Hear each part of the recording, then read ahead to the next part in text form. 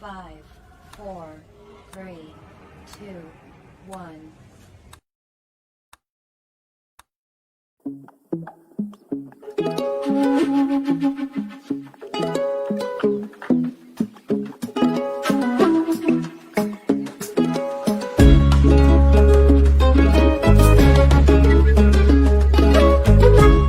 El Comité Nacional de Defensa de la Democracia, CONADE, y el Programa Internacional Bolivia Tierra Querida presentan Todos Somos. La gente en Bolivia y en el exterior necesita forjar la unidad entre la mayoría de las fuerzas sociales, cívicas y políticas pro-democráticas para recuperar la sana convivencia y la buena gobernanza. Es muy importante preservar la unidad del país, que pasa por la construcción de consensos. Todos somos. Es el grito de la gente que tiene esperanza, que aún cree en la ética y practica la empatía. Con ustedes, sus conductores.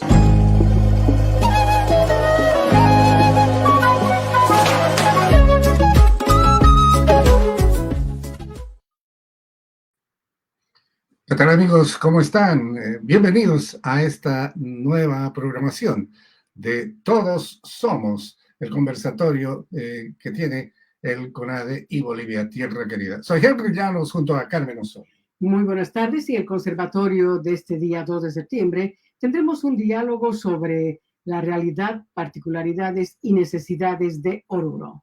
Porque hoy todos somos Oruro. Y tenemos invitados muy importantes. Los vamos a ir conociendo uno por uno. Vamos a empezar con Boris Medina Campuzano. Él es arquitecto, magíster en planificación urbana y territorial y diplomado en educación superior. Diseño, producción y mejoramiento del hábitat popular urbano en Medellín, Colombia, en 1989. En los centros comunitarios, en la rehabilitación vecinal en Jerusalén, Israel. Profesional arquitecto de la Corporación Regional de Desarrollo de Oruro, Cordeoro. Jefe de la Unidad de Infraestructura de la Prefectura de Oruro. Director General de Coordinación Departamental, Prefectura de Oruro. Consultor en línea del Ministerio de Planificación de Desarrollo. Oficial Mayor de Desarrollo Urbano y también del Desarrollo en general, Autónomo Municipal de Oruro. Expresidente del Colegio de Arquitectos de Oruro. Miembro de la Sociedad de Estudios Históricos y Patrimonio Arquitectónico y Cultural del Colegio de Arquitectos de Bolivia. Miembro de la Red de Estudios de Desarrollo Urbano Sustentable para América Latina y el Caribe, REDEUS-LAC. Miembro del Consejo Departamental de Cultura de la Ciudad de Oruro. Profesional consultor independiente. Investigador y escritor en temas y desarrollo urbano y territorial. Gestor cultural y defensor del patrimonio material e inmaterial Oruro, septiembre de este año 2023. Boris, ¿qué tal? ¿Cómo está? Bienvenido a este conversatorio. Muy buenas tardes. Quiero enviar un saludo desde Bolivia, tanto a los que nos ven allá en Europa, buenas noches, y acá en Bolivia, buenas tardes. Estoy dispuesto a desarrollar el programa con un tema que me parece muy importante, conocer la realidad actual de lo que es Oruro, y empezar con un tema que yo propuse, conociendo un poco algunos hitos históricos de Oruro, porque es la base del desarrollo, conocer nuestra historia. Como decía la UNESCO, el precepto que tiene, un pueblo que no conoce y aprecia su historia no podrá construir un auténtico futuro. Perfecto, Boris. Vamos a ir paso por paso. También tenemos invitado ahí a Lucio González. Nació en un centro minero del departamento de Oruro. Estudió en la ciudad de Oruro en primaria y secundaria. Estudió en la Universidad Técnica de Oruro, título de licenciado en Economía. Fue dirigente del Centro de Estudiantes de la Facultad de Economía. Fue dirigente universitario de la Federación Universitaria Local. Una activa labor en la lucha clandestina y de resistencia a las dictaduras militares de Banzer y de Luis García Mesa. Por ello tiene un reconocimiento de la UTO. Dirigente sindical de la Central Obrera Departamental de Oruro en representación de los trabajadores mineros. Dirigente sindical de la Central Obrera Boliviana COB en representación del sector minero, de los años 1992-1998. Lucio González, bienvenido a este conversatorio. ¿Cómo está? Saludos a todos los que nos ven en este momento, saludos para los que están presentes, que van a compartir con nosotros esta reunión, esta entrevista, y por supuesto estamos aquí para contribuir en lo que conocemos y en lo que tenemos experiencia. Buenas tardes a cada uno de ustedes. Bienvenido a Todos Somos Oruro. Vamos a también saludar a Manuel Rojas Boyán. Él estudió en el Colegio San Calixto, Instituto de Domingo Sabio, en la ciudad de La Paz. Roskilde University Center, RUC, Facultad de Ciencias Naturales en Dinamarca. Escuela Real y Superior de Veterinaria y Agronomía en Copenhague, Dinamarca. Revelación del título de periodista profesional en Copenhague, también Dinamarca. Tiene licenciatura en Antropología en la Universidad Católica Boliviana, en Cochabamba, Bolivia. Reconocimiento del Comité Ejecutivo de la Universidad Boliviana del grado de Maestría en Educación Sociocomunitaria Productiva. Programa doctoral internacional en Ciencias y Humanidades, Universidad Nacional Siglo XX. Instituto Internacional de Integración Convenio Andrés Bello.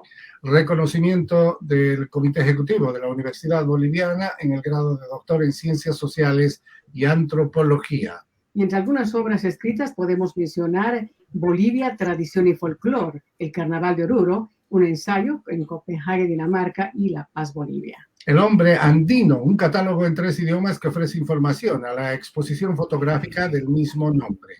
En defensa del patrimonio cultural boliviano, Seviaet, La Paz, Bolivia, Titicaca, Taipic, Puxpux, Los Suñurus, Nación de Gentes de Aguas, también La Paz, Bolivia.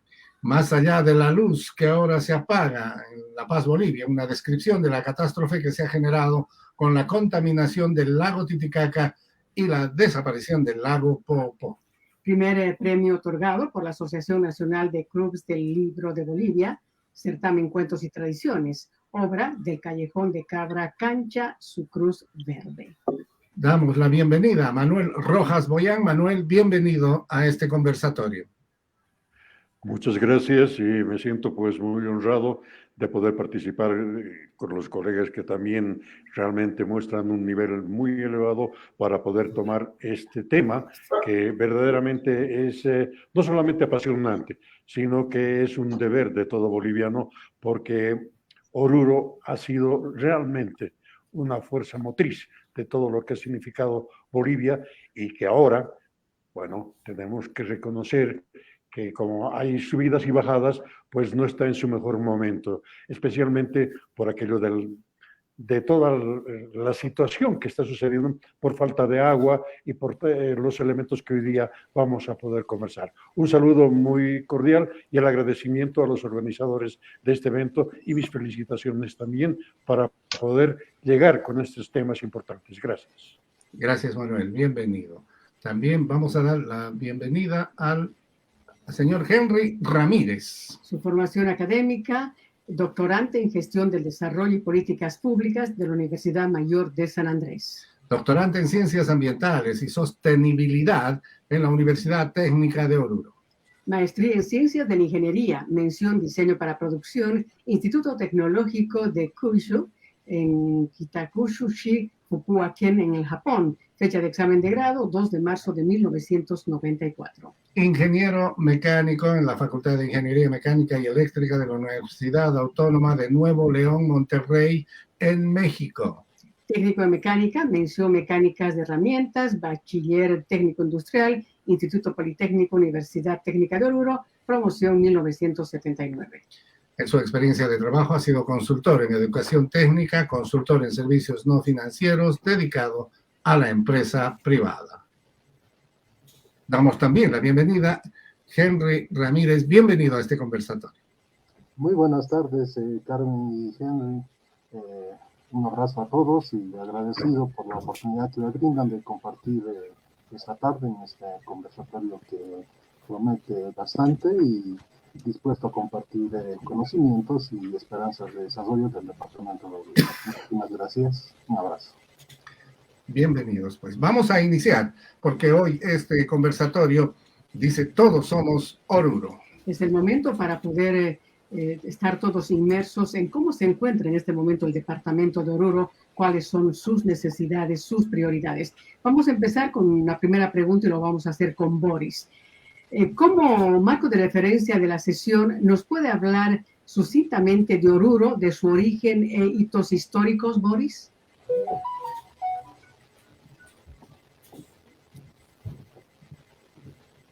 ¿Nos escucha, Boris?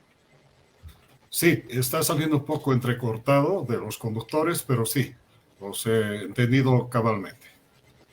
Bueno, voy a iniciar en los tiempos que nos han otorgado para poder desarrollar este primer tema, y he visto que es importante conocer un poco y recordar principalmente los hitos históricos por qué ha pasado Oruro, porque la historia es la base para entender el estado y situación actual y proyectar hacia un futuro mejor para el departamento de Oruro, ¿no? Hay que acordarnos el origen. En realidad, el territorio donde está asentado el departamento de Oruro, en la antigüedad, y hace aproximadamente, según muchos investigadores, 10.000 años atrás, se asentó la cultura Uru. Y es por eso que el nombre de Oruro deriva precisamente de Uru, de esta cultura que aproximadamente hace 10.000 años fue asentada, ¿no? Esa época, una era geológica pasada, se denominó periodo arcaico. Y además, el nombre de Uru significa, en el idioma originario de ese momento, muy parecido al puquina de los chipayas, ¿no?, que son descendientes también de los uros, significa donde nace la luz. Entonces, el nombre ya del departamento de Oruro es muy, muy interesante, tiene mucha significación respecto al significado de lo que es el departamento de Oruro, la sociedad orureña y toda su historia, ¿no? Dentro de ese contexto de asentamiento de la cultura Uru, ha nacido una cultura, la primera cultura, una de las primeras culturas que ha existido en el país, ¿no?, que se conoce como la cultura Huancarani. La cultura Huancarani nació muy cerca acá a la ciudad de Oruro, ¿no?, y se extendió hacia el departamento de La Paz, ¿no?, y en partes hacia el norte de Chile. Nace esta cultura Huancarani el año 1210 a.C., ¿no?, y eran aldeanos, o sea, su estadio de asentamiento era aldeano, eran aldeas dispersas que vivían acá en el altiplano de Oruro, y uno de los puntos muy importantes de esta cultura que hasta hoy tiene vestigios que se pueden encontrar a diario, es una población llamada Paria, que está a 23 kilómetros de la capital, o sea, de Oruro, ¿no? Fue la cultura Huancarani que se asentó y está reconocida en todos los cronogramas, en los programas arqueológicos de aquí de Bolivia, ¿no?, junto con Tiahuanaco, etcétera, pero como una de las culturas originarias del país. Esa es una característica interesante que hubo acá en el departamento de Oruro. Ellos practicaron un sistema de cultivos en estas zonas y la deidad que ellos adoraban era la llama, ¿no? Y hasta nuestros días encontramos esculturas de piedra que los tenemos en los museos, ¿no? Y uno a veces casualmente puede encontrar todavía cerca a Paria o a lo que es Obrajes en Oruro, estas esculturas de llama, ¿no? Después de esto, llegamos a la época de Tiahuanaco.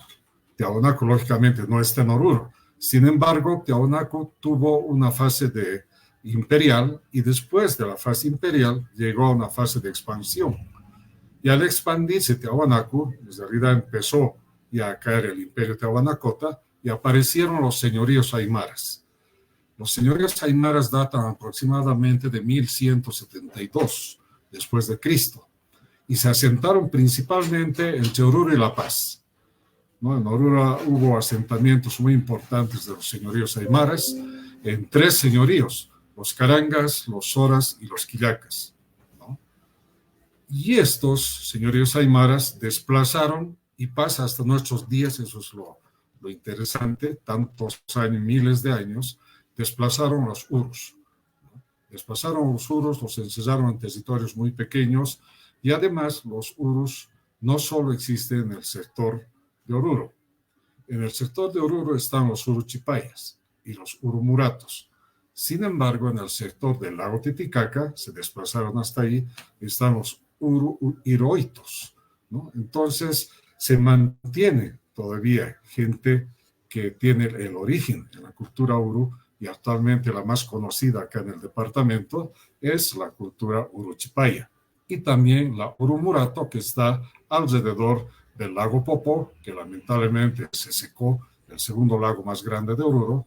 Sin embargo, gracias a la naturaleza, por falta de políticas estatales y departamentales, solo gracias a la naturaleza y por las lluvias, el año pasado logró resurgir el lago, pero no en las condiciones que originalmente tuviesen sus orígenes, ni con la biodiversidad que también está calificado originalmente a nivel mundial como sitios Ramsar, ¿no? Ha perdido esas cualidades y bueno, ojalá que haya y existen en un futuro políticos para poder recuperar y restaurar el lago Oruro, que es parte de la cuenca del río de Desaguadero, que parte del lago Titicaca, viene hacia el lago Oruro y entra al lago Popó y se va hasta los salares, tanto de Coipasa, que está en Oruro, como el salar de Uyuni, que ya es de Potosí.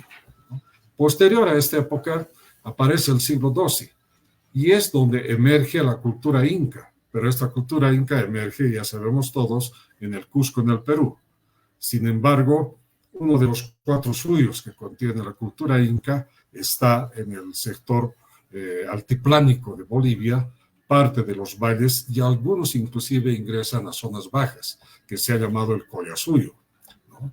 Oruro también ha vivido este asentamiento de toda la cultura inca como parte del Collasuyo, ¿no? Y los incas tuvieron una actitud de desplazamiento de los aymaras, pero los aymaras nunca murieron, ¿no? Más bien apareció ya como otra cultura, como se conoce ahora, nación, y aparece la cultura aymara y la cultura inca, o quechua, en este caso, descendientes de los incas, ¿no?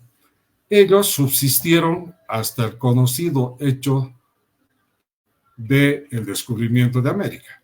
En 1492 llegan los españoles a todo lo que es el continente americano, tanto Centroamérica como parte de Norteamérica con México, y casi todo lo que es Sudamérica, a excepción del Brasil, ¿no? Llegan los españoles, y en el siglo XVI, los años 1500 aproximadamente, se asientan en todo lo que es el territorio del departamento de Oruro. Se asientan, ¿por qué? Porque fueron atraídos por la riqueza que tenía Oruro, que era básicamente la minería. La minería es lo que atrae a comunidades españolas en ese momento, producto de la llegada del descubrimiento de América, ¿no? Y se empiezan a asentar tanto en la parte del Alto Perú, que se llama en ese momento, en la parte de lo que es Oruro en este momento, y fundan la primera población del Alto Perú, que está ubicada a media hora de acá de la ciudad de Oruro, que es la población de Paria, ¿no? Esta fundación fue en el año 1535, y en 1535 se asentaron ahí a un buen grupo de españoles, crearon la población de Paria, que está muy cerca de la ciudad, como les digo, y se basaron, ¿no?, para el diseño de estos asentamientos en las conocidas leyes de Indias, ¿no?, que enviaron desde España para poder, en otras palabras, planificar los asentamientos humanos, ¿no?, con el fin de generar la colonia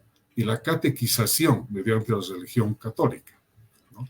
Es así que a principios del siglo XVII, el 1 de noviembre de 1606, se funda la ciudad de Oruro.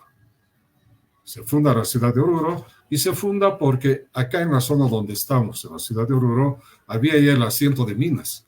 O sea, los incas ya estaban explotando las minas acá en el asiento de Oruro, ¿no? Y lo que explotaban era el mineral de plata. Era la plata que, al igual que en Potosí, existía también en Oruro. Lógicamente, el centro de este tipo de explotación era Potosí. Sin embargo, Oruro sí tenía asientos mineros que explotaban la plata. Entonces llegan a la ciudad de Oruro, y es como Manuel de Castro y Padilla funda el 1 de noviembre de 1606, y también aplica las leyes de Indias para generar la planificación del asentamiento, pero segregando a un barrio específico que se llama la Ranchería a los habitantes de ese momento originarios acá en la ciudad de Oruro, ¿no?, que eran entre aymaras e incas. Bueno, este trabajo en minería es el que le ha dado en realidad la vocación y la potencialidad al departamento de Oruro hasta nuestros días. Eso no ha muerto. Sin embargo, ha tenido altas y bajas en la economía y en la propia explotación y en la existencia de yacimientos mineros. La mayor producción de plata en Oruro se dio hasta el año 1650, ¿no? Sin embargo, el auge minero se extendió hasta finales del siglo XVII y parte del siglo XVIII. ¿No? Existían más de 80 minas de plata y oro. Y luego apareció el estaño, que es el mineral que ahora tiene mayor preponderancia, y en su momento ha llegado a ser Oruro, el departamento, como el segundo productor de estaño de todo el mundo, ¿no? Entonces consolida la vocación minera que tuvo Oruro hasta el siglo XX y hasta nuestros días, por no decir de otra manera. Entonces son tres aspectos constitutivos de la nación boliviana, de la nación y el Estado boliviano. Uno, el nacimiento de la industria minera, Oruro y Potosí. Dos, la inserción de la población nativa entre los conquistadores, y ahí es donde se produce el nacimiento de la población mestiza. ¿No? Ahí nace la población mestiza. Y la organización política eclesiástica, producto de la conquista española, en lo que es la audiencia de Charcas, de la que Oruro fue parte del departamento. ¿No? Y Oruro fue uno de los protagonistas principales de este proceso desde el inicio, prácticamente. En 1781, todavía dentro de la colonia, surge la revolución del 10 de febrero de 1781, comandada por Jacinto y Juan Rodríguez, dos patriotas que ya fueron mestizos. Planean la expulsión de los españoles de la ciudad por la rivalidad, etcétera, que ya existía entre europeos, criollos y mestizos, y empieza la revolución, ¿no? Comandada por el sargento mestizo Sebastián Pagador. Fue una de las gestas libertarias que aportaron a la independencia de Bolivia y el nacimiento de la República, que después fue el 6 de agosto de 1825. Es por eso que el 10 de febrero de cada año celebramos aquí en Oruro el aniversario del departamento. Dentro de este periodo independentista, que era la tendencia en Sudamérica, se tiene en Oruro 8 revoluciones, las del 6 de octubre de 1810. Es por eso que tenemos una de las principales calles aquí en la ciudad que se llama 6 de octubre, ¿no? El caudillo de este levantamiento fue don Tomás Barrón. Bajo ese liderazgo, el pueblo de Oruro se sublevó directamente contra el dominio español y se designó mediante cabildo, ¿no?, a un nuevo gobierno local, regido precisamente por este caudillo don Tomás Barrón. Un año después de la creación de la República de Bolivia, el 6 de agosto de 1825, se crea el departamento ya de Oruro. Se crea el 5 de septiembre de 1826. Si nos damos cuenta, hoy es 2 de septiembre. Dentro de 3 días celebramos 197 años de creación del departamento de Oruro. O sea, estamos por cumplir los 197 años. Y fue durante la presidencia del mariscal de Ayacucho, Antonio José de Sucre, mediante decreto supremo, en ese momento conformando al departamento con 3 provincias, Oruro, Paria y Caracas. Luego llegamos ya a fines del siglo XIX, a otro hito histórico, y es el momento en que entra el primer ferrocarril del país a Oruro. Fue el 15 de mayo de 1892. Entonces, la puesta en servicio del tren para el tramo Oruro-Uyuni, pero además este tramo unía a las costas del Pacífico con el ferrocarril Antofagasta-Oruro, ¿no? Es decir, fue un enlace con la costa del Océano Pacífico, el primer enlace, y ya nos muestra cómo Oruro tenía la ubicación estratégica como lo tiene actualmente, ¿no?, geográficamente hablando, por las cercanías precisamente al Océano Pacífico y a los puertos del Pacífico, ¿no? Entonces, esto influye mucho en la economía ya de ese momento, fines de lo que es el siglo XIX, y entramos al siglo XX, donde Oruro pasa su mejor momento. En esta parte ya termino la historia. El mejor momento, ¿por qué? Porque surge el auge del estaño, convirtiéndose en Oruro principalmente la capital, una ciudad moderna, cosmopolita. Llegan de muchos países de Europa, del Medio Oriente, también de Latinoamérica, a asentarse aquí en la ciudad, y genera una ciudad muy progresista, muy avanzada en ese momento, ¿no? Y se genera mucha arquitectura, mucho urbanismo de mucha calidad que hasta el momento se mantiene, ¿no? Y esto dura aproximadamente hasta mediados del siglo XX, o sea, 1950, llega la revolución del 52, ahí hay unos cambios estructurales en el país, todos conocemos, ¿no? Y empieza la segunda mitad del siglo XX, con altas y bajas en la economía de Oruro y en la minería, ¿no? Llegamos al siglo XXI y la minería continúa con su aporte a la economía nacional.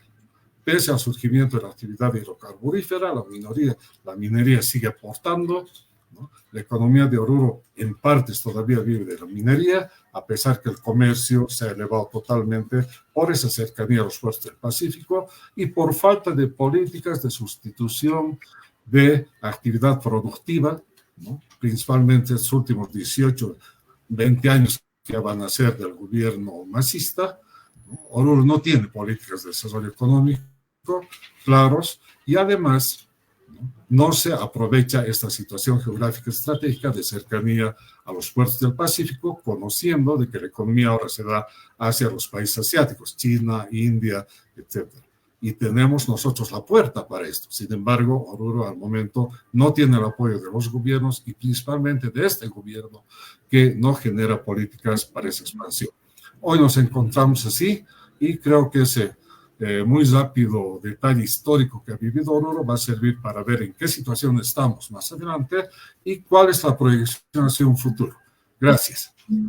Muchísimas gracias, Boris. Así de apasionante es la historia. Nos hemos dado un paseo precisamente por aquellos momentos tan importantes de Oruro. Vamos a continuar con Lucio, con la siguiente pregunta. Dentro de este marco de referencia que nos ha dado Boris, ¿qué nos puede decir sobre la historia económica de Oruro? A ver, la exposición de Boris me permite ahorrar algunas exposiciones que debería hacer.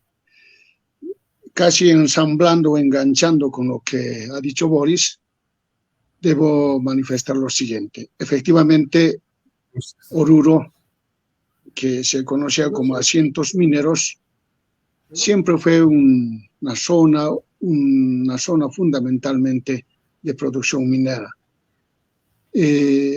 Según el historiador Fernando Cajías, Jacinto Rodríguez, los hermanos Herrera, eran industriales mineros, ya los que tuvieron un lugar protagónico en el levantamiento de 1781, el 10 de febrero.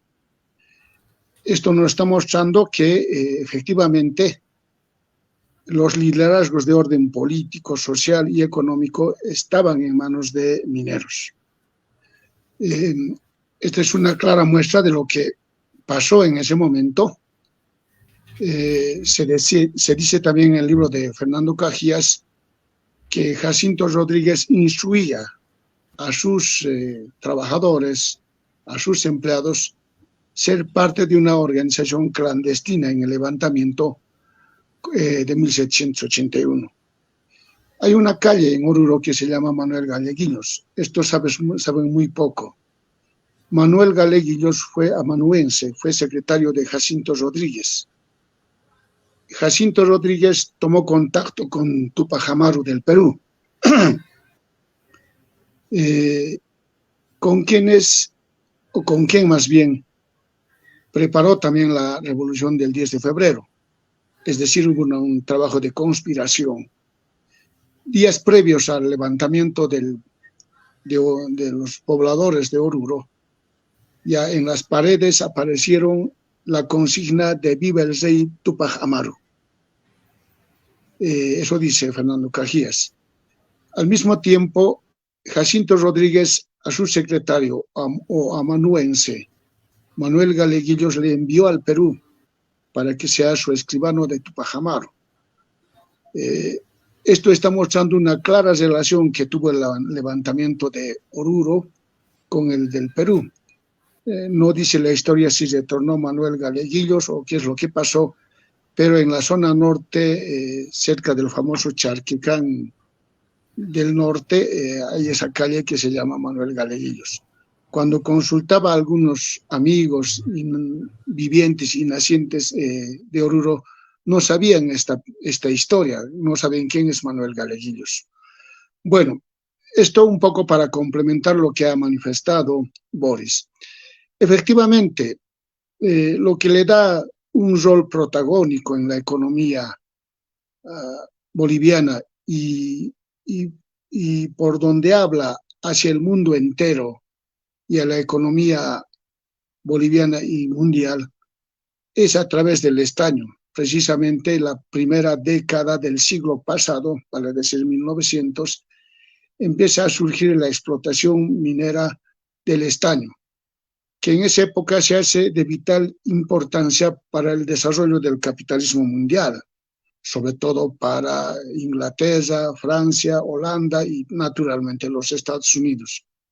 Entonces, la explotación minera, sobre todo del estaño, atrajo en todo caso a miles y miles de personas, primeramente algunos de ellos inversionistas. Una de las minas que surgieron antes de la nacionalización de 1952, se cuenta que en Oruro había como unas 20 minas que producían estaño, zinc y la plata, pero fundamentalmente estaño. Las minas principales que todavía conoció y fueron nacionalizados por parte del gobierno de Víctor Paz Tensoro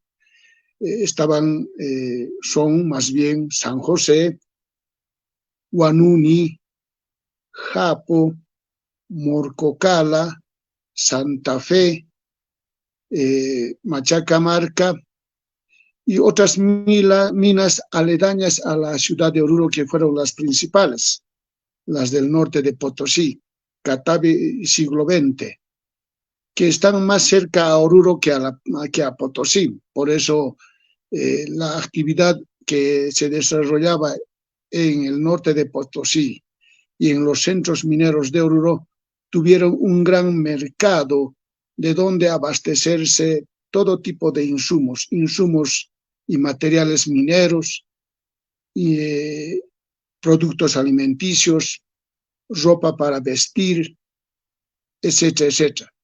Es de esa forma que Oruro empieza a acoger sobre todo austrohúngaros, más conocidos como croatas. Hasta ahora en la calle Junín y Presidente Montes existe la famosa sede social croata. No es lo que piensan hoy los habitantes, que los croatas habrían llegado directamente a Santa Cruz. No es cierto. Los primeros croatas que llegaron a Oruro fueron en un número de 200. Ellos instalaron fábricas, casas comerciales. Ahí uno va a recordar la casa Smith, la casa Findel, Grace, la presencia de fábricas de alcohol, de cerveza en Chayapata, Huari, los famosos, todavía hasta ahora existen chocolates Jaraxics, que es de procedencia y de quienes se instalaron en Oruro, la familia Jaraxics, que eran croatas. En fin, si uno recuerda todavía hasta los años 70, en la calle Bolívar, todas esas casas comerciales que hubo ya desaparecieron, pero estaban en manos de, reitero, ya sea libaneses, yugoslavos, españoles, que no se acuerda de la famosa Casa Castellana. En fin, todo esto, la explotación minera, pues atrajo a algunos a invertir en la minería, a otros a generar un emporio económico. Ahí está la fábrica de fideos y galletas Fesari, que es italiano, sigue vigente hasta ahora, siguen viviendo allá en Oruro. Y por tanto, todos estos productos que generaba este sector industrial manufacturero obedecía a que había demandantes fundamentalmente de las minas, los trabajadores mineros antes de la nacionalización y después de la nacionalización de las minas. Por eso es que uno se pregunta y dice, ¿y cómo es que que Oruro empezó a tener primera empresa telefónica, los primeros teléfonos que se utilizaban en ese entonces, ya 1900. Uno se pregunta cómo es que Oruro empezó a tener alcantarillado, por qué se construyó la Casa Lucio, por qué se construyó el Hotel Edén. Cuando uno va preguntándose en ese sentido, va a encontrar las respuestas. Es que los extranjeros que arribaron al departamento de Oruro necesitaban crear sus condiciones de confort, sus condiciones de vida y el desarrollo que habían tenido en sus países de origen, en lo que hace a la infraestructura urbana, en lo que hace a los servicios, prácticamente habían trasladado al departamento, o más bien a la ciudad de Oruro, y naturalmente, como quiera que ellos estaban ligados a los empresarios mineros, que en su mayoría eran chilenos, ingleses, ya ahí está la mina de Huanuni, inicialmente era de la familia Duncan Harrison, no era de Patiño. Lo mismo Santa Fe Morcocala de la familia Duncan Harrison, que posteriormente recién lograron vender a Patiño. Lo que conocemos hoy como la Facultad de Derecho, que está en la Plaza Castro de Padilla, era una de las oficinas principales de Patiño. La casa que todavía está ahí como un lugar turístico que está administrado por la universidad, que está entre la Soya Galvarro y Cochabamba, la casa de Patiño. Si uno visita Oruro tiene que conocer. Nos está mostrando cuál era la importancia económica del departamento y de la ciudad de Oruro fundamentalmente. Y esto es lo que es atractivo, lo que llama la atención, y tanto comerciantes e industriales mineros generaron pues un emporio económico que tuvo su vigencia y tuvo su auge desde 1900, desde los primeros años de 1900 del siglo pasado hasta 1978 más o menos, ¿ya? Luego entró en un periodo de caída la demanda del estaño. Es cierto que Bolivia fue el segundo productor de estaño a nivel mundial después de Malasia, el segundo productor mundial del estaño. Más bien Bolivia hablaba a través de los mineros bolivianos. A través de los mineros bolivianos nos incorporamos a la economía mundial capitalista, a través de la minería del estaño, fundamentalmente en ese periodo. Es de ahí que los grandes acontecimientos políticos y sociales que se suscitaron en el siglo pasado tuvo su origen precisamente en Oruro y en La Paz, pero nadie desconoce, y uno puede leer a René Zabaleta, el papel que jugaron los mineros de San José, una mina importante que hoy es una mina cooperativizada, los mineros de Itos también, que producía estaño, un papel importante que jugaron en la Revolución del 52 y que tomaron el cuartel Camacho, que todavía está en el mismo lugar que donde fue fundado el siglo pasado. Entonces, esta importancia del estaño, de la minería del estaño, generó una situación favorable para que Oruro en su momento sea una de las ciudades más importantes del país, más que La Paz, más que Potosí inclusive. Estamos hablando hasta el año 1954, Oruro tenía esa importancia. Ha tenido bancos, una de ellas es Banco Mercantil, que fue precisamente fundada e instalada por Patiño en Oruro, y luego otros bancos que ensamblaban con la economía orureña. Entonces, esta es la importancia fundamental que tuvo Oruro en la economía sobre la base de la producción minera estañífera. Fundamentalmente se generaron emporios económicos, comerciales, industria manufacturera. Hasta el año 1985 Recuerdo que había la empresa Rocket, la empresa Laminor, la empresa Emisa, una empresa fabricante de cemento, Laminor Industria de alambres, la embotelladora Oriental para gaseosas, la industria de velas, Samco, que era una industria de ácidos sulfúricos, que también el mercado era la Comibol, ni qué decir de los zapatos Zamora, que eran zapatos de seguridad para los trabajadores de Comibol y para el ejército, ¿ya? ¿Qué decir de los overoles que utilizaban los trabajadores en todo el país, que adquirían de la fábrica Fernández, que está instalado en la ciudad de Oruro? Ni qué decir de las camisas y los guardapolvos, que también los fabricaba la fábrica Fernández. Y el mercado de estas fábricas era la Comibol. Vale decir que aproximadamente en la Comibol en todo el país eran 30.000 trabajadores. Solamente multiplicando por 3 habían como más de cerca a 100.000 bocas y personas a quien vestir con camisas, guardapolvos, zapatos Zamora, zapatos Plus Ultra, etcétera, etcétera. Entonces, todo el perfil histórico de lo que fue la minería del estaño tuvo su apogeo y tuvo también la posibilidad y la capacidad de generar ese emporio económico del que he hablado.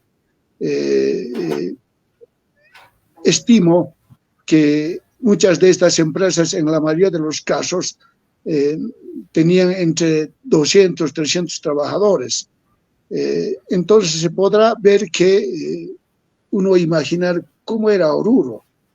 Era un Oruro lleno de trabajadores, no lo que hoy conocemos de comerciantes, ¿ya? Recién después de la dictación del decreto 21060, denominado modelo económico neoliberal, empiezan a surgir el comercio que hoy conocemos. Inclusive el número de taxistas crecieron recién después del 21060, para decir después de 1985. Esta era la importancia económica de la ciudad de Oruro, ¿ya? Y por tanto, esto nos está mostrando que hoy por hoy no está en las mismas condiciones. Oruro, lamentablemente, ya no es el primer productor de estaño, ya no es el primero en la economía minera, ha sido desplazado a tercer lugar, inclusive por La Paz. En el Producto Interno Bruto, Oruro está en el 7º lugar, ya. Del 85 a la fecha ha bajado sustantivamente de un tercer lugar que lo tenía hasta el año 85 a un 7º lugar. Nos está diciendo claramente el aporte del PIB a nivel nacional fluctúa entre 4, 5, 7%, quiero decir, al PIB boliviano, depende de las fluctuaciones que tienen los precios de los minerales, fundamentalmente el estaño. Y voy a concluir con esto. Todavía, felizmente, el primer productor de estaño está en Oruro, en la mina Huanuni. Ya produce aproximadamente el 50% de estaño de la minería boliviana. Este es el centro minero todavía que aporta con divisas al departamento de Oruro.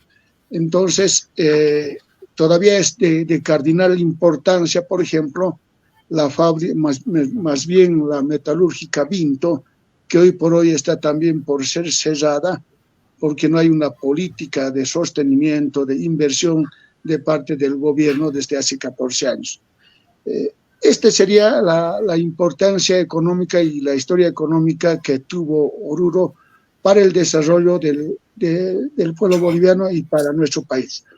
yo concluiría acá esta exposición. Para cualquier pregunta estoy presto. Claro que sí. Lucio, de verdad nos apasiona, porque siempre hemos sabido que el poder económico que han tenido Potosí, Oruro, el norte de Potosí y Oruro también, que ha entrado pues en ese nivel. Pero lamentablemente la economía ha variado muchos factores y ahora la realidad es diferente. Y vamos a ir analizando en este conversatorio. Vamos con Manuel con la siguiente pregunta. Para cerrar este círculo del marco de referencia, ¿qué nos puede decir sobre la tradición y la expresión cultural de Oruro, Manuel?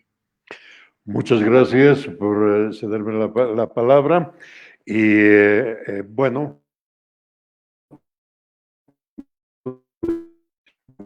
pues un pequeño justo mis organizadores para resaltar a un orureño que nos ha llevado pues con mucha satisfacción de ser bolivianos a ese puesto que ha alcanzado, a Héctor Garibay López, que nos ha dado la gran alegría de ser uno de los mejores deportistas del planeta. Felicitaciones, Héctor Garibay. Bien, pues en este caso, al momento de comenzar, pues pidiendo la posibilidad de hacer el trabajo de descripción de lo que queremos aportar, vamos a pedir pues poder, quiero decir, contemplar el primer slide, la primera fotografía que muestra verdaderamente lo que decía, tanto que desmenentendido con eso la palabra, ¿no? Que el señor disertante Boris Medina como Lucio González, que brillantemente nos han expuesto, ¿no? Esa capacidad que ha tenido Oruro de haber sido uno de los centros productivos más importantes del país.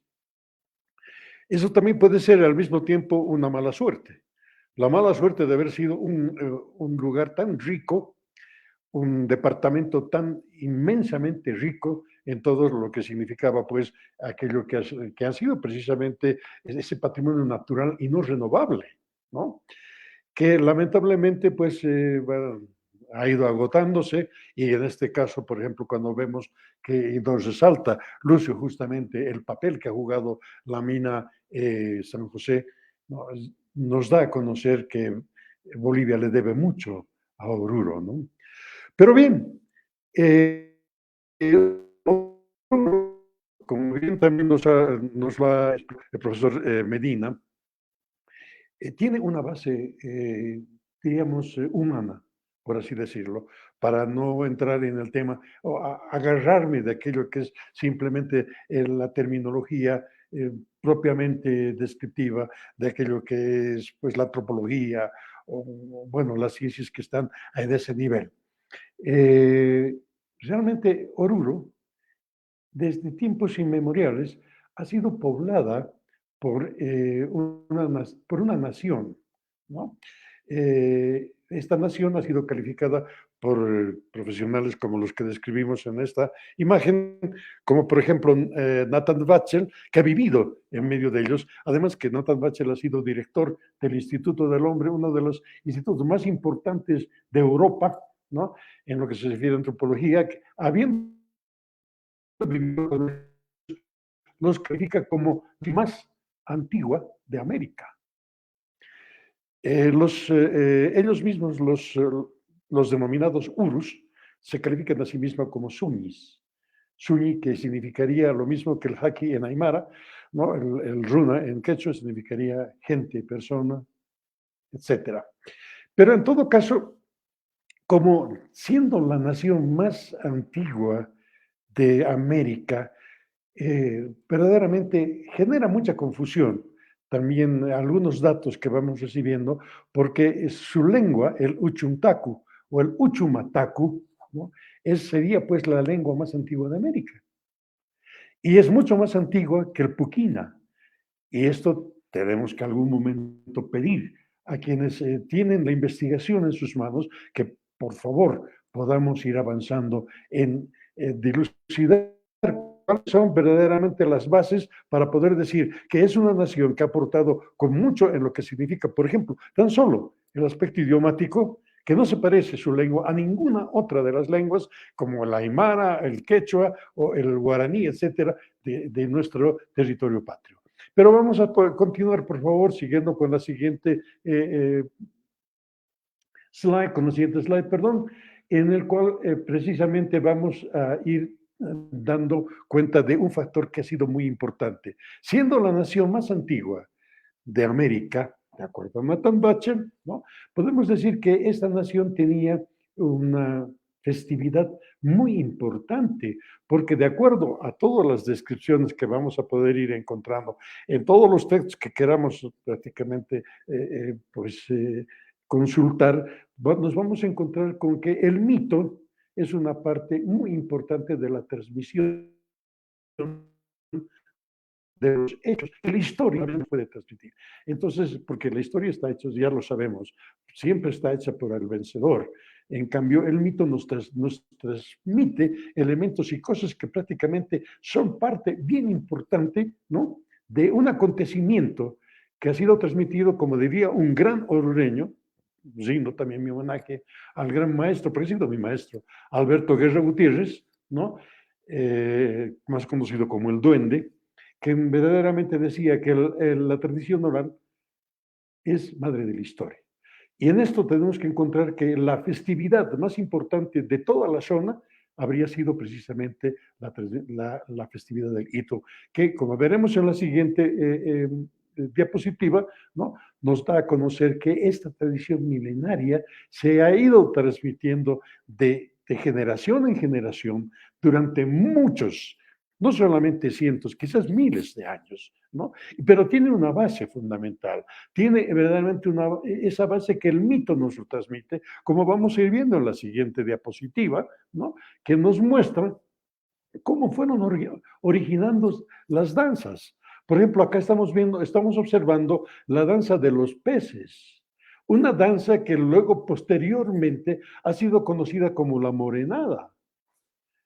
Pero ¿qué tendría que ver con esta situación? El tema es muy largo como para poderlo ampliar solamente en el tiempo, que lamentablemente, bueno, en una webinar no nos favorece. Pero es que precisamente nos da a conocer de que los Zuñi Urus, ¿no?, habían llegado a un punto en el cual su tradición les remontaba a sus fuerzas protectoras, que eran precisamente, por ejemplo, en este caso, Wari. Wari era lo que se puede traducir en la terminología occidental, un dios para ellos, una fuerza protectora de la cual ellos se habían olvidado. Y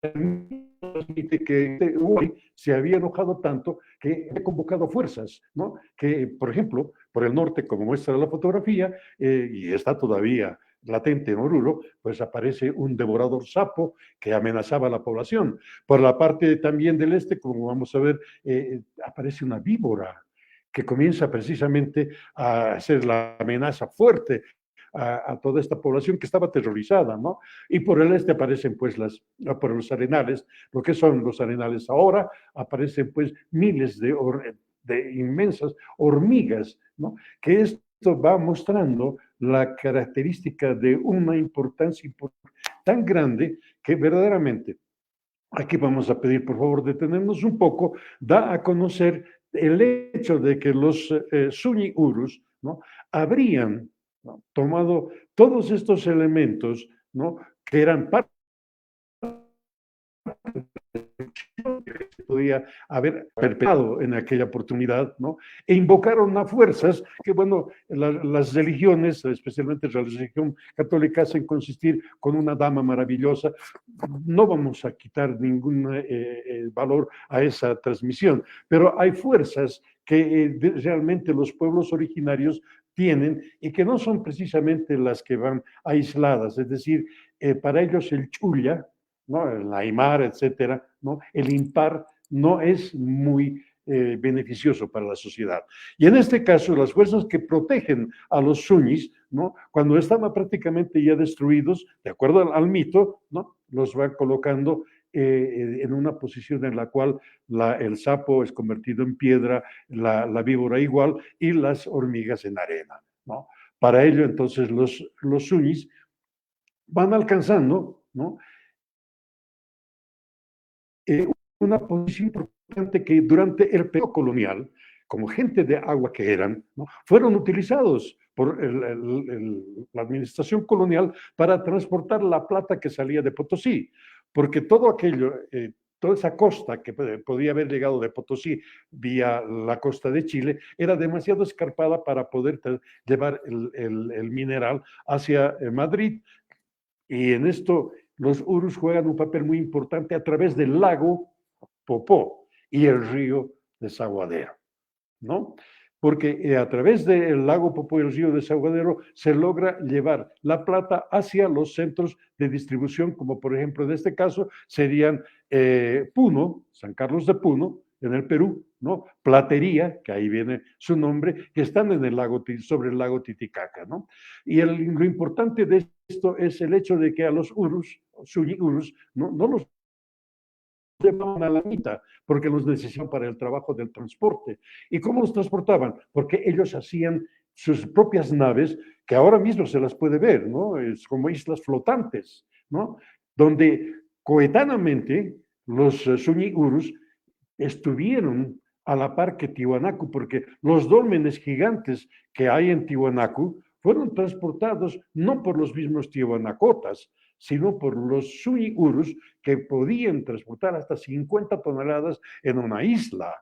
Y esto nos muestra que también ellos podían transportar la plata, las mulas y los negros que habían llegado precisamente con la colonia, ¿no? Y claro, les llamaba mucho la atención la cara del negro, etcétera. Y claro, ellos pues cambiaron un tanto la danza de los peces y la transformaron en colocándose una máscara en la nuca, ¿no? Y saliendo a pescar, pues obligaban a llevar su propia comida para además hacer el transporte, ¿no? Se pusieron una máscara que tenían, bueno, pues pintaban con carbón, de manera tal de que esa máscara representaba una distracción a los, diríamos, elementos negativos que también existían sobre el río y sobre el lago, ¿no? Entonces, allí nace precisamente la representación de la cara del moreno, que da pie a la danza de la morenada. Pero esto es un tema muy grande que la UNESCO ha investigado enormemente. Y al momento de haber erigido al Carnaval de Oruro como una... Vamos a retroceder, por favor, todavía. La anterior días nos muestra precisamente de que le dio el valor tan importante a una tradición milenaria, ¿no? Que verdaderamente la UNESCO no inauguró su actividad de aquello que significa las obras maestras de la humanidad, precisamente con la festividad que nos enorgullece a todos los bolivianos, porque es la representación mayor de la cultura de nuestro pueblo que la UNESCO ha sabido reconocer. Entonces, ahora sí avanzamos con la siguiente diapositiva, por favor. Y vemos que, bueno, los intereses comerciales están pidiendo y exigiendo a la misma UNESCO, ¿no?, de que se cambie la condición de patrimonio cultural, sea de la humanidad, por una festividad que es netamente, bueno, pues colonialista o hispánica, que es la Virgen de la Candelaria, que es un tema que en algún momento vamos a tener que interpretar, donde la danza que había sido interpretada por los suñi urus, que representaba al Taruca, que era Eswari, según su tradición, que arrepentido por haberles castigado tanto, se internó en las cuevas y les empezó a dotar de gran cantidad de minerales, etcétera, ¿no? Pero esto involucró indudablemente de que los suñis todos los años siguieran representando una danza que honrara a Wari, en el cual ahora tratan de cambiar la condición de algo tan importante como es el Carnaval de Oruro, ahora actualmente, o la fiesta del Ito, de los Suñi-Urus, con condiciones que verdaderamente, como muestra la diapositiva, muestra que ya son, no sé, algunas disquisiciones de personas que solamente van detrás de algún sentido económico, ¿no? Por decir algo bastante suave. Entonces vamos a continuar, por favor, con la siguiente diapositiva. Cuando observamos que toda la tradición de aquello que es la participación de la población Suñi-Uru, de lo que ahora es Oruro, ¿no? Verdaderamente es algo que a los bolivianos nos llena de grata alegría. Vamos a continuar, por favor, con la siguiente diapositiva, donde vamos a mostrar algo que es muy importante. Aquel lago, aquel río que había sido el punto desde el cual el Ibérico llevaba la plata desde los centros de producción, Potosí, etcétera, y también San José. San José también produjo plata, como nos lo acaba bueno, nos lo ha aclarado grandemente Lucio González, ¿no? Pero lo que pasaba es que como tenían que transportar esta plata, les era más económico hacerlo vía fluvial, ¿no? Y utilizarlos a los Suñi-Urus para este propósito. Entonces ellos utilizaban el río Desaguadero partiendo desde el lago. Pero acá hay una cosa bien interesante. El por qué se llamaba lago Popó, ¿no? Obedece a una voz onomatopeica, como lo están ustedes observando, en el sentido de que en el lago se producía podríamos decir, un sonido, que era el de poj, poj, que demostraba que habían, ¿no? Remolinos subacuáticos que llevaban el agua hacia el interior, ¿no? Y que el originario, el Suñi-Uru originario, lo calificaba como lago Poj, Poj, que luego cambió de nombre al lago Popó. Y entonces, a partir del lago Popó, el español, que no podía entender este fenómeno, lo calificó al río Desaguadero como río maldito, porque según él, es lógica, el río tenía que terminar y el lago tenía que terminar en el mar, ¿no? Y como no terminaban en el lago ni el mar, bueno, pues los calificaron de malditos. ¿Por qué? Porque no tenían sino ese pequeño, gran detalle del Popó, o sea, el remolino que llevaba el agua hacia cavernas interiores. El río Desaguadero prácticamente pasó a ser algo muy, muy importante para la época, pero lamentablemente también fue secándose. ¿Por qué? Porque el virrey Toledo, 1535, ordena, ¿no?, hacer una total tala de 2 arbustos que son inmensamente maravillosos, que cubrían todo el altiplano por su condición de arbustos oleaginosos. Manda a talar completamente para poder fomentar la producción de las ceraminas de Potosí, que son los hornos estos de cerámica nativos, ¿no? Para poder hacer y fundir las monedas que están ustedes observando, que son consideradas, pues, una reliquia para el periodo colonial, las macuquinas, ¿no? Y por ello, realmente se llega a destruir toda una gran plantación de queñua y de quichuara. 2 arbustos que deberíamos recomponer. Pero bien, el lago Popó empezó a desaparecer y en esto, tanto como en otros aspectos, Bolivia está ocupando un papel, un punto muy importante, de acuerdo a lo que también ya ha sido mencionado, lo que es el convenio Ramsar de UNESCO y en Naciones Unidas, que posteriormente ha sido también muy claramente ratificado por casi todas las naciones del planeta, donde Bolivia se le da a Bolivia el puesto, digamos, segundo de preservar, se le pide a Bolivia preservar precisamente los 148,000 kilómetros cuadrados, ¿no? Como segundo país en el mundo de preservación de lo que son los humedales u ovidales.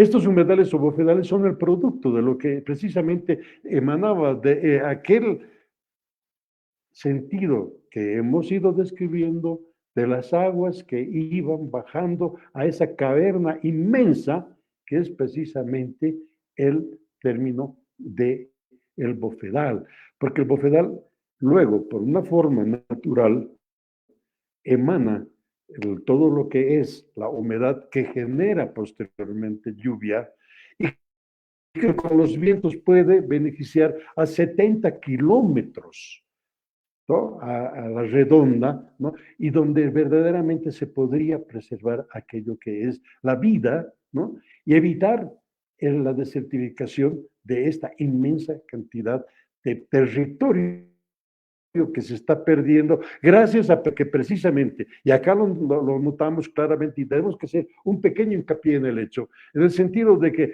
el río Silala ha sido un punto desde el cual se ha ido sacando agua de esta bóveda inmensa para ahora observar de que se ha concluido con este recurso que Naciones Unidas pedía de preservar, que es precisamente el bofedal. Y en esto tenemos que ser muy claros y ojalá las autoridades pudieran hacer algo para poder prestar atención a aquello que es un bofedal humedal. Voy a finalizar, pido disculpas si me he excedido un poco en el tiempo, pero me he quedado muy corto porque verdaderamente el tema es mucho más amplio. Muchas gracias.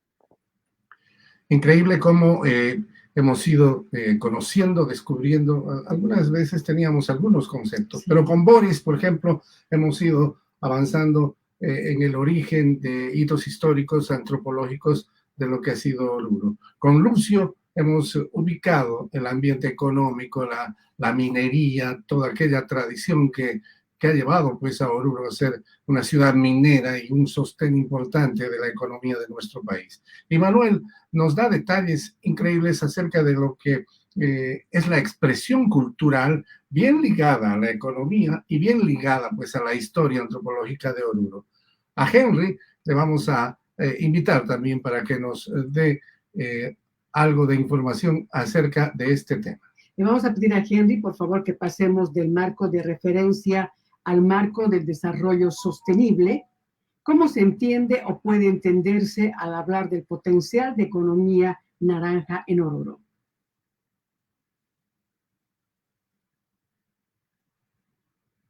Me han precedido, me han extendido una interesante plataforma para poder desarrollar esta tarde la inicialidad de propuestas en base a las potencialidades de Oruro.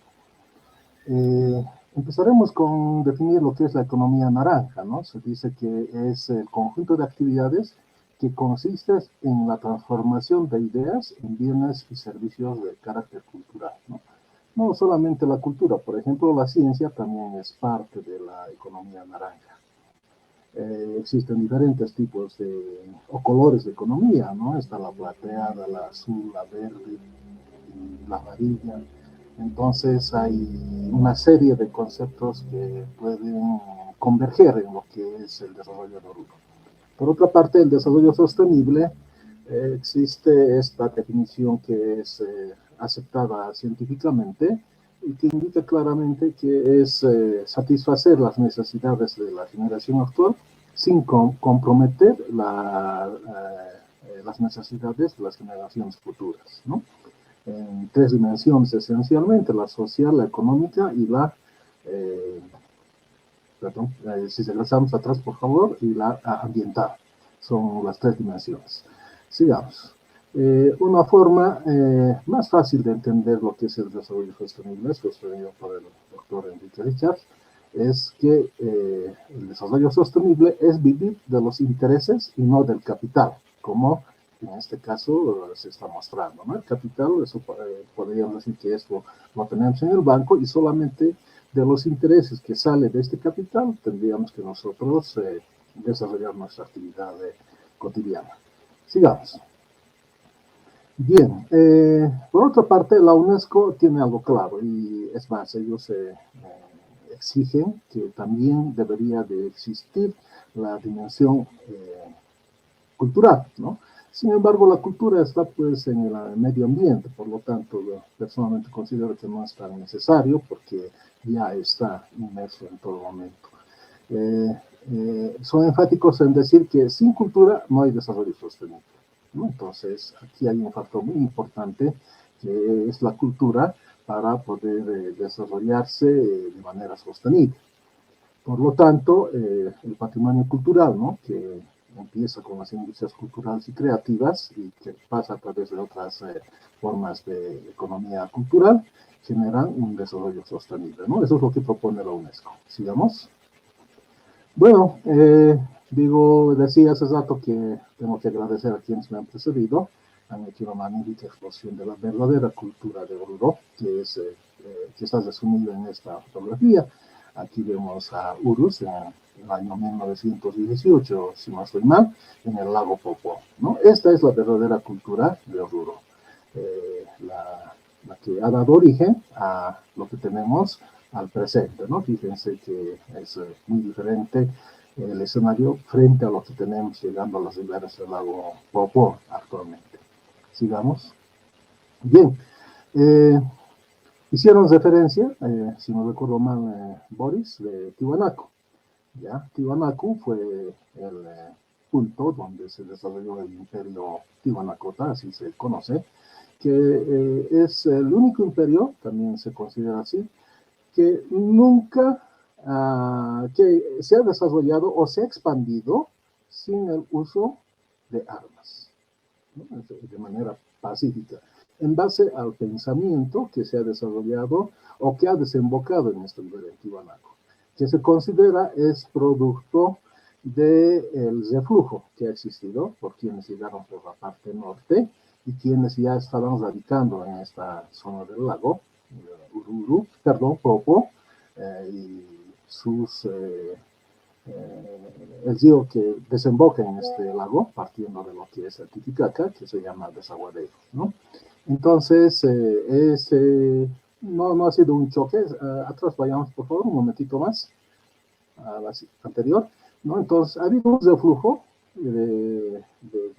cultural, el cual ha desembocado en Tiwanaku y se ha expandido, como decía, de manera pacífica, ¿no? Entonces, tanto Javier Lajo como William Van, un científico inglés, llegan a la conclusión que el nacimiento de lo que actualmente se conoce como cosmovisión andina está situado entre Tiwanaku y el Salar, ahora también conocido como Salar de Uyuni, ¿no? Entonces, este es el escenario donde se ha desarrollado la cosmovisión andina y que también le ha dado el nombre a lo que es el Joya Suyo, porque Joya quiere decir bueno, ¿no? Entonces, tiene un sustento muy interesante por el cual esta zona se ha llamado en su momento Joya Suyo.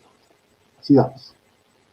¿No? Esto entonces es lo que ha resultado de ese flujo cultural que ha existido en tiempos remotos y es conocido como cosmovisión andina, ¿no? Más expresada al presente en la cultura aymara. Bien, sigamos. Adelante. Todos conocemos que en 1492 llegaron los españoles trayendo su cultura y también su religión, ¿no? La religión católica, la cual se ha ido expandiendo en lo que actualmente se conoce como continente americano, sigamos, y lógicamente que también ha llegado a esta zona y el resultado de todo ese flujo cultural ha generado lo que ahora conocemos como el santuario de Socavón, ¿no? Que en principio tenía ya en una segunda fase, o tal vez tercera fase, tenía esta configuración, ¿no? Hace unos 100 años aproximadamente. Sigamos. Bien, han hecho mención también a esto de la mitología. Desde mi punto de vista existen tres vertientes para que tengamos la devoción a la Virgen del Socavón.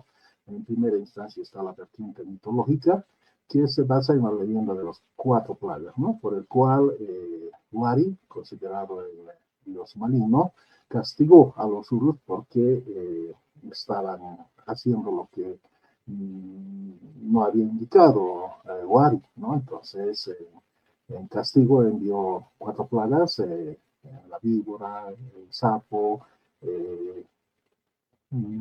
lagarto y las hormigas por 3 puntos cardinales, ¿no? El norte, el sur y el este, ¿no? Por la zona este llegaron las hormigas y el lagarto. Entonces, esta leyenda pertenece, digamos, a la época prehispánica, inclusive preincaica. Sigamos. La siguiente. Bien. Luego, en 1789 se sitúa la leyenda del Minanina. Esta leyenda se situaría en lo que es la vertiente de la tradición oral, ¿no? La transmisión oral, por el cual se indica que el Minanina, Belarmino Pellitaba, que era un ladrón, digamos, al estilo de Robin Hood, robaba a los ricos para darles a los pobres. Se enamoró de la hija de un comerciante que tenía mucha riqueza económica, ¿no? En desacuerdo, cuando estaban jugando, apuñala a Minanina y lo abandonan. Cuando estaba ya moribundo, es auxiliado por una misteriosa mujer vestida de negro, quien lo lleva al hospital y encarga que lo atienda, ¿no? Entonces, una vez que antes de fallecer, en su confesión, indica que quien le había auxiliado fue la mismísima Virgen del Socavón. Sigamos, por favor. Y este último tiempo ha salido la vertiente histórica, por la cual, en base a los documentos, algo que sorprende, o personalmente me ha sorprendido mucho, los españoles documentaron bastante, muy bien todas sus actividades, y resulta que en 1739, dueño de este terreno, que era apellidado Parrola, concede a su esposa como herencia este terreno con el fin de que se construya una iglesia, ¿no? Esta iglesia en principio fue destinada o fue en honor a la Virgen del Rosario. Y fallecido Diego de Otalora, entonces la esposa, viuda ya en este caso, a los 2 años aproximadamente, en 1741, decide donar esto a la cofradía de la Virgen del Rosario, ¿no? Una vez pasado este escenario, llega pues el momento de fundar una cofradía en honor, no en honor, sino para su hijo que estudiaba para sacerdote. Y en 1760 aproximadamente ya se forma la cofradía de la Virgen del Socavón. Sin embargo, ya en 1741 se conocía el espacio como la Virgen del Socavón, ¿no? Esa es la historia, ¿no? La tercera vertiente. Todo eso ha desembocado en lo que ahora conocemos como la obra maestra del patrimonio oral e intangible de la humanidad, el Carnaval de Oruro, ¿no? Que como todos conocen, tiene un atractivo especial para mucha gente y que ante todo es pues la espectacularidad la que distingue, ¿no? En referencia a las actividades del planeta. En resumen, esto pues desemboca en lo que es un capital cultural, en el momento de lo que ocurre durante el carnaval se presenta pues un flujo de energía social que está sensiblemente no aprovechada, ¿no? Podemos hablar mucho al respecto, pero de momento lo dejamos ahí. Y lógicamente que eso también desemboca en el desborde de una energía cultural que tampoco se está explotando hasta el presente, ¿no? Mínimamente. Sigamos. Bien, entonces, la influencia de Oruro en el entorno cercano es evidente, ¿no? Tenemos a nuestro alrededor, por ejemplo, la fiesta del Gran Poder, la fiesta de Pupiña, Guadalupe, Chuquillos en Potosí, y lógicamente la fiesta de la Candelaria en Puno, y también la fiesta de la Tirana en Chile, ¿no? Entonces, este es el escenario donde pues incide de gran manera Oruro, sirviendo podríamos decir, de modelo todos los años, y aquí sale una corriente que desemboca en cada uno de estos lugares que he citado, ¿no? Por lo tanto, aquí existe un potencial, ¿no? Para poder generar lo que se llamaría un hub cultural. entendiendo por hub, esta palabra inglesa, como un distribuidor mayoritario, ¿no? En este caso de cultura, ¿no? Lo que nosotros tendríamos que hacer es ya preguntarnos qué hacemos con nuestra cultura, porque definitivamente la cultura hondureña es pues fuerte, extremo de ser avasallante, ¿no? Y desplaza con facilidad otras culturas que entre ellas son débiles, ¿no? Aquí tenemos una foto, por ejemplo, del Japón, donde pues y en otros lugares también todos sabemos que se baila mucho de las danzas que se tienen en Oruro, ¿no? Entonces, el horizonte para la economía cultural en los dos sentidos, ya sea en lo que es la cultura nativa, ¿no? Partiendo de lo que es la cultura de los urus y desembocarlo en la cultura aymara, tiene un potencial muy interesante que se puede irradiar desde el punto de vista turístico y esto muy bien secundado, o es más, podríamos decir de manera primaria con el Carnaval de Oruro. Bien, Henry, de verdad, ha venido a completar toda una exposición monumental de todo lo que ha significado pues, en los diferentes pasos. La verdad que el tiempo nos ha devorado y hablando del tiempo vamos a invitar precisamente al hombre del tiempo. Estaremos ya con Walter Giacomán de CONADE, porque él también es parte importante de este conversatorio. Walter, siempre es un gusto. Buenas tardes. Sí, hablando de tiempo, esta semana Luisa C. Catacora decía que se han agotado las reservas de gas. No sé si eso significa que se ha acabado el tiempo del masismo, pues hay que estar preparado para el nuevo tiempo. Hoy, más que nunca, tiene sentido ese dicho que nunca te vas a dormir sin aprender algo nuevo. Tengo que reconocer que muchísimo de lo que han comentado ustedes desconocía, pero muchísimo. Y les tengo que dar las gracias. Y tengo que dar las gracias también en nombre del CONADE a todas las personas que están participando en este conversatorio. A mí me toca como coordinador invitar y decir que de aquí en 15 días, en este recorrido que estamos haciendo por toda Bolivia, por los 9 departamentos, toca el turno a Chuquisaca. Todos somos Chuquisaca. Esta es la cuarta etapa.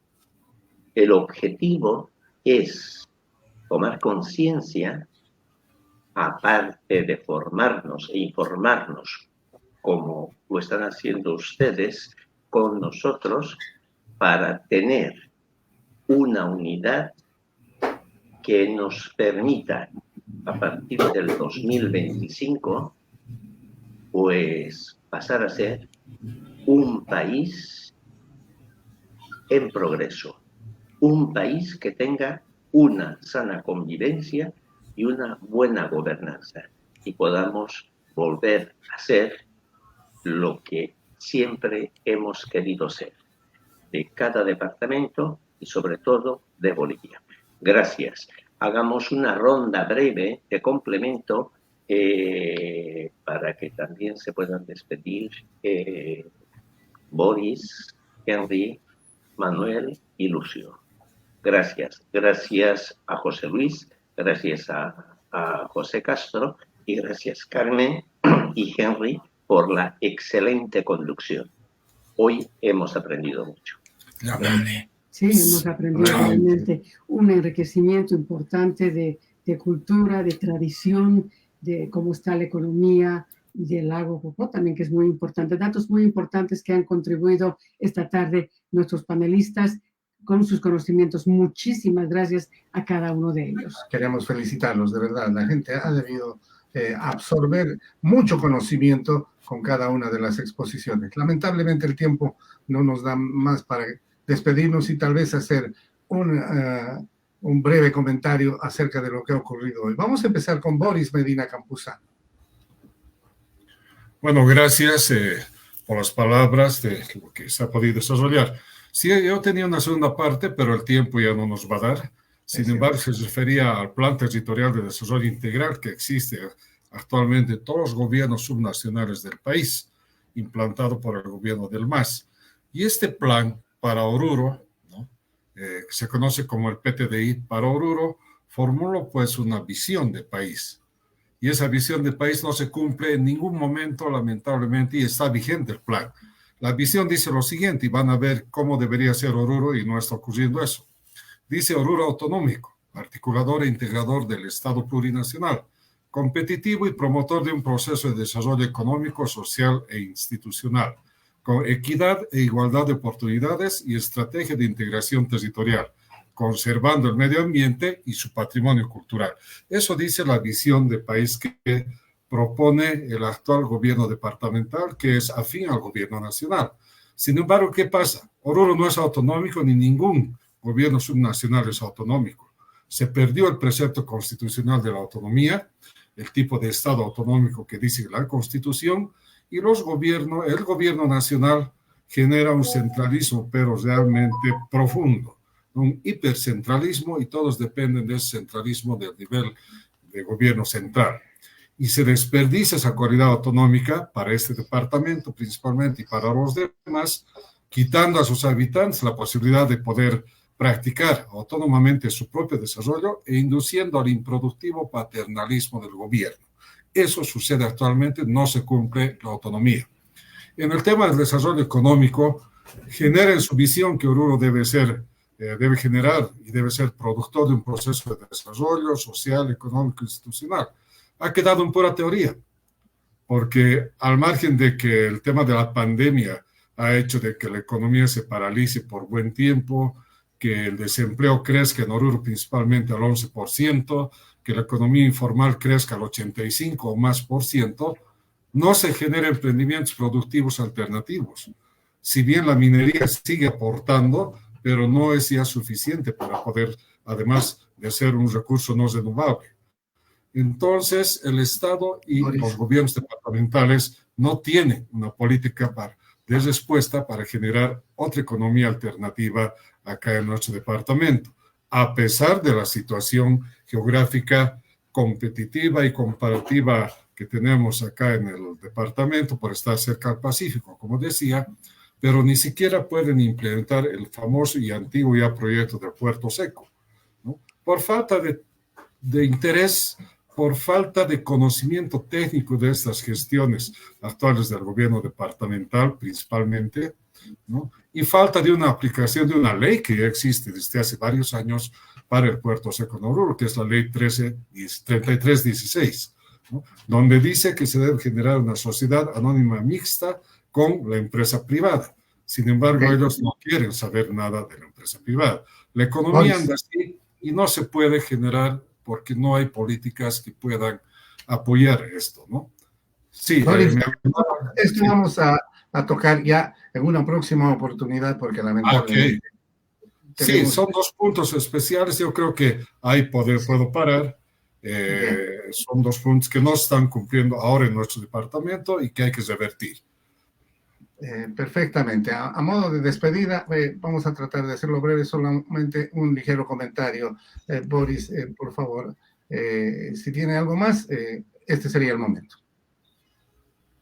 Sí, no, primero agradecer principalmente esta iniciativa de Oruro Somos Todos, porque Bolivia somos todos, que ha nacido, entiendo esto, junto con el CONADE, pero ha nacido allá fuera de nuestras fronteras bolivianas, allá desde Barcelona, y hay otros países que están respaldando todo esto, y tenemos connacionales viéndonos en este momento. Quiero saludar a todos ellos, saludar a ustedes, saludar a los panelistas, también a los conductores. Creo que ha sido un programa muy interesante porque hay mucho más que hablar de nuestro departamento de Oruro. Buenas noches allá, buenas tardes acá y gracias a todos ustedes. Muchísimas gracias, Boris. Vamos a también pedirle a Lucio González, por favor, con ya los últimos apuntes y su despedida. Muchísimas gracias. El micrófono, querido Lucio. Bueno, gracias.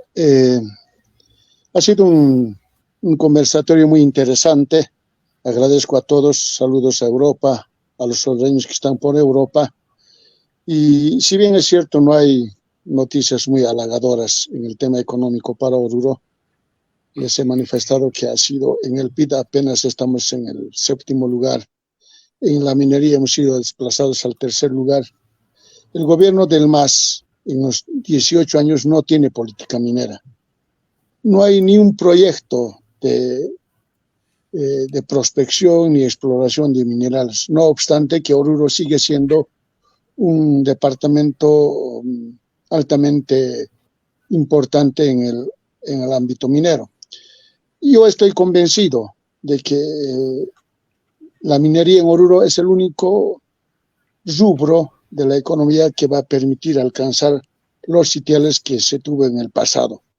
En este momento hay 2 proyectos que maneja el Ministerio de Minería, pero que ninguno de ellos no es espoleado, no es empujado, no hay inversiones en minería, está en Negrillos, otro en Surcarangas. El gobierno nos ha prometido esta última, el 6 de agosto, simplemente instalar una planta de zinc en el departamento de Oruro. Pero esa planta de zinc está siendo prometido desde el 2010. Se va a invertir más o menos como $300 millones a tiempo de llave en mano. Si no hay inversión de minería en Oruro, va a ser muy difícilmente que Oruro se convierta en un departamento competitivo con el resto del país. La minería es el primer lugar en la generación de empleos, en generar divisas. Lamentablemente no se está cumpliendo con esto y debo decir también que el segundo sector más importante en el sector productivo de la manufactura es nuestra famosa fábrica Huari, que genera el 33% en las exportaciones y en lo que hace a la economía de nuestro departamento. Estaba muy bien el proyecto de la producción de quinoa, lamentablemente no se ha podido más avanzar porque se ha descubierto un genoma, se llama así creo, que ya pueden fabricar en cualquier parte del planeta. Esa importancia que teníamos, que estaba muy al filo de la industria minera, la quinoa ha vuelto a caer. Seguimos siendo un departamento importante en la producción y en la crianza de camélidos, pero tampoco este aspecto está siendo incentivado por el gobierno. Desde ese punto de vista, creo que el tema de la economía de Bolivia es fundamental, ya que, por supuesto, como ustedes han podido escuchar en esta oportunidad, una explicación muy interesante del compañero Rojas nos ha ilustrado cómo el tema económico, el tema de la minería tiene que ver mucho con la cultura. En fin, hay mucho que conversar. Yo creo que el tiempo es corto.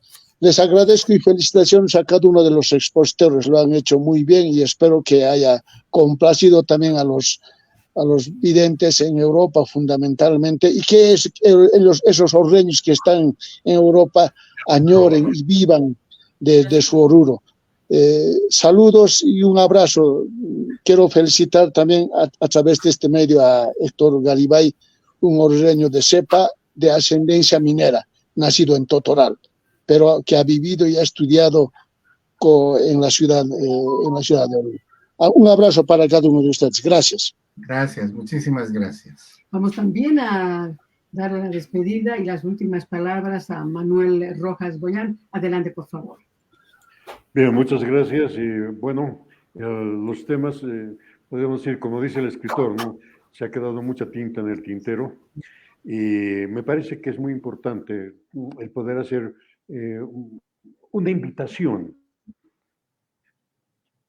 no solamente a quienes se dan los niveles de altos pensadores o a las autoridades que a veces no hacen mucho, ¿no? Porque en realidad acá tenemos que ser bien claros, ¿no? Se está bajando mucho el nivel de aquello que ha podido ser la cultura, el aspecto cultural.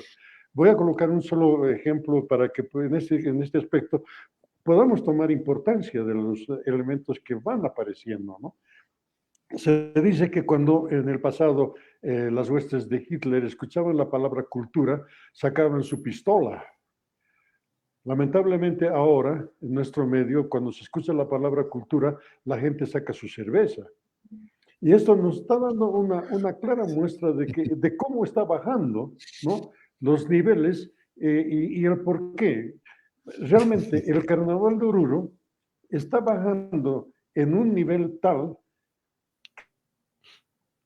que las poblaciones, como por ejemplo Puno, las poblaciones como las proximidades a Arica en Chile, etcétera, ¿no?, están asumiendo una semblanza de patrocinio de lo que es verdaderamente la manifestación cultural. ¿Eso quedaría así simplemente para tomar una cerveza y luego se pasa? No, estamos olvidando un aspecto fundamental. La cultura atrae a la industria sin chimeneas.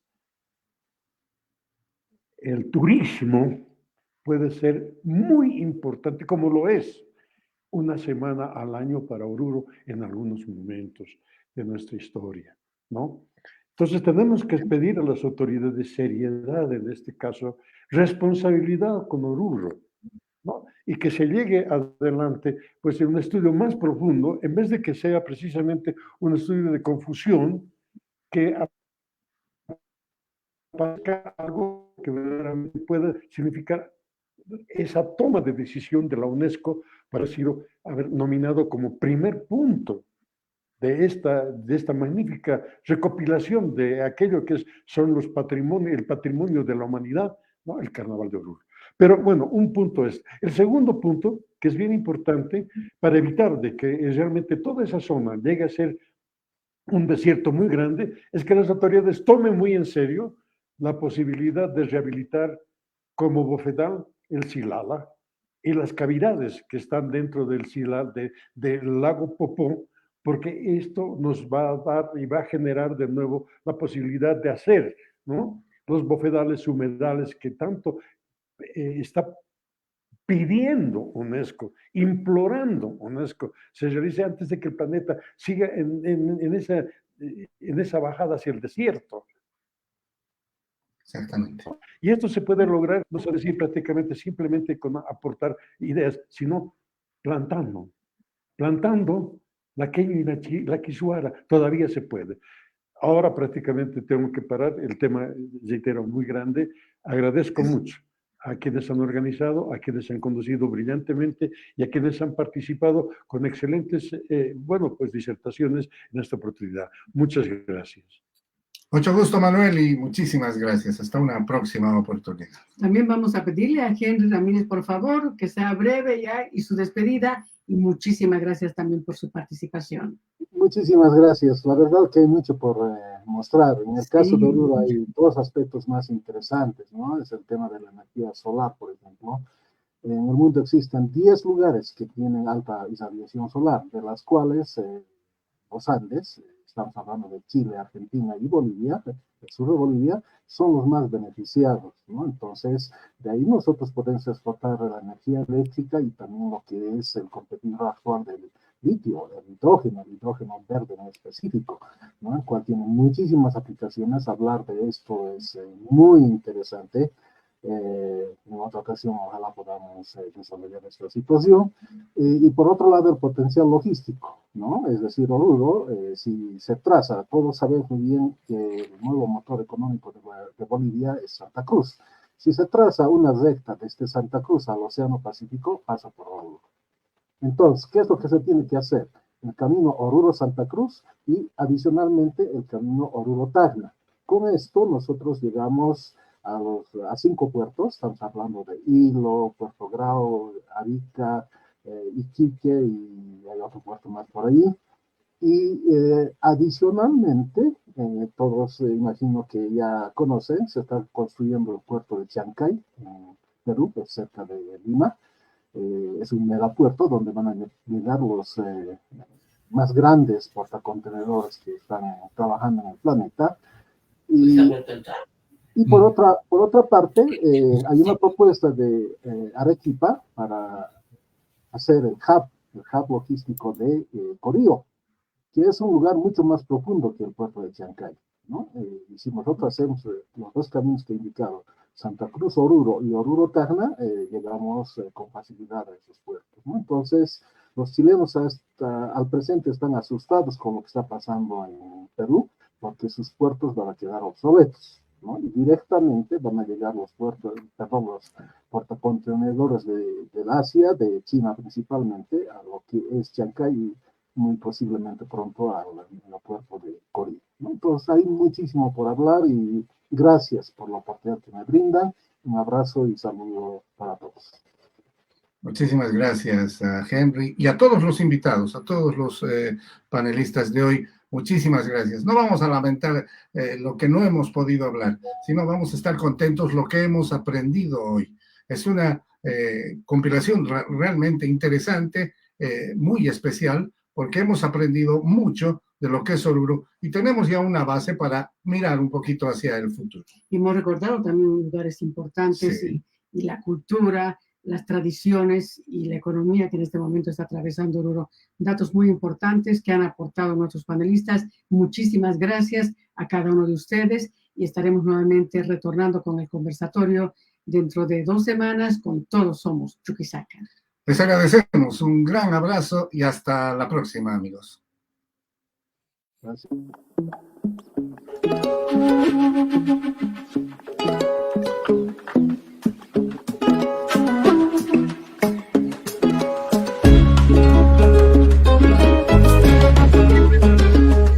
El Comité Nacional de Defensa de la Democracia, CONADE, y el Programa Internacional Bolivia Tierra Querida presentaron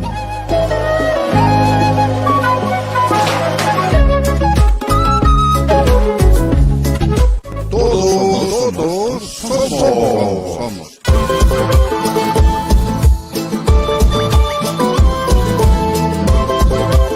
Muchas gracias por la atención prestada.